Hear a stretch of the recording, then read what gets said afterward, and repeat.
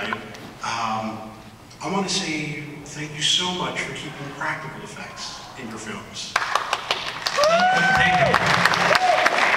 She stole my line. I'm an old friend of Mike and Mary's too. And no Mark Satrakian, and bless his heart, Moto did a beautiful job on Samael for you. Yes. I just thank you so much for keeping that aspect in your films. A lot of us out here in the audience today, there are a lot of members that help bring Neil's Coraline to life. And so my next question to you is, are you looking to segue? The beginning of Hellboy 2 had some of the most beautiful prologue animation getting us into that story. I said to myself, oh, I so hope he does animated features after this too, because it was just beautiful. Thank you. Do you plan on doing any type of animation filmmaking in the future? Yeah, as we say in Mexico, fuck yeah. I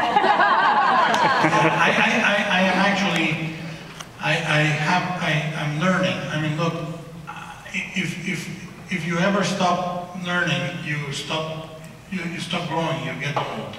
When you know, so what I do is I maintain myself very busy, but very curious, you know? I'm curious about everything. I'm curious about food, people, places, and creatively, I'm very curious about other mediums. So, you know, regardless of how it looks, I am very promiscuous with my learning. I am now, and I've been for the past few months at DreamWorks.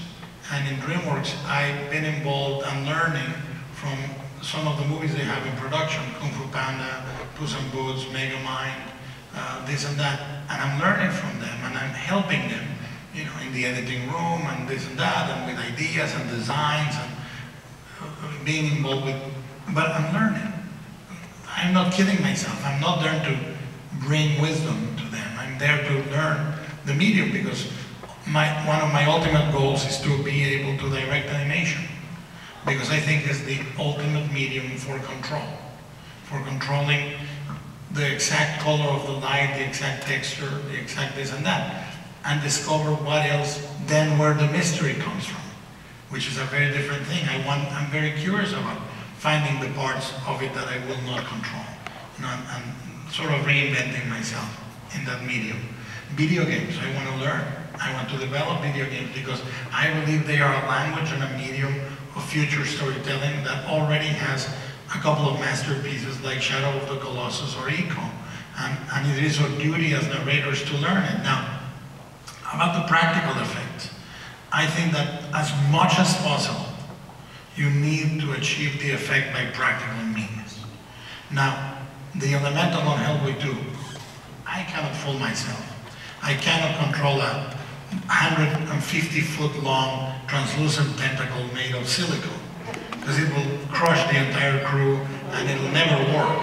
And you know, if you create monsters for a living, you know the saying when they arrive with the this is the slaughter monster, and they say don't touch him because he breaks very easily. It's a very fragile, destructive monster, you know. There's a certain limit to the fragility of servos and cable controls and structures that are meant to be both light, controllable, and look the right way. So, you know, whether I use 3% physical or 50% physical, I try to keep a component, and the only thing that I try to avoid is doing it because of lazy filmmaking.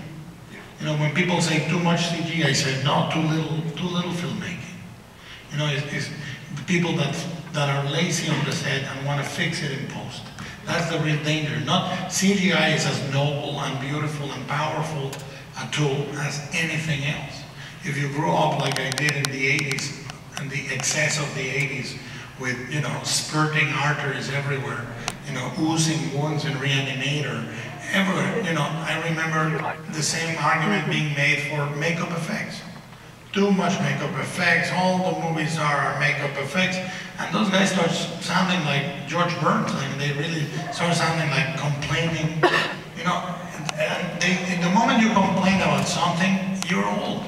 If the music's too loud, you're too fucking old. You're too fucking old. The music's never too loud. Never. You know, and the same is for effects. What is very irritating is that some people do it as a shortcut. But trust me, when I was a kid and I had the most massive crush on Harryhausen monsters, I knew they were this big.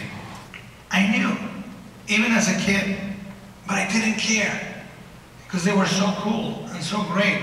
And CG is the same thing. You know, unfortunately for me, the eye of the kids now is so trained. We live in a super fast media world. My daughter, we were watching Time Bandits the other day for the first time for her. And I was like, you know, enjoying it. And there's a moment where darkness, the head opens and, you know, the blade comes out. And when I saw it, it was one of the best dummies ever made. And she says, that one's fake. She's 9. She's 9 and she knows because the eye, they are trained beyond our generation. They are trained 10 times faster. Their language is 10 times, so it's never negate anything. There's never a bad meal, there's a badly prepared meal. There's never a bad effect, there's a badly done sequence and so on and so forth. So I'm not satanizing anything. I welcome everything and I hope that answers your question. Thank you very much.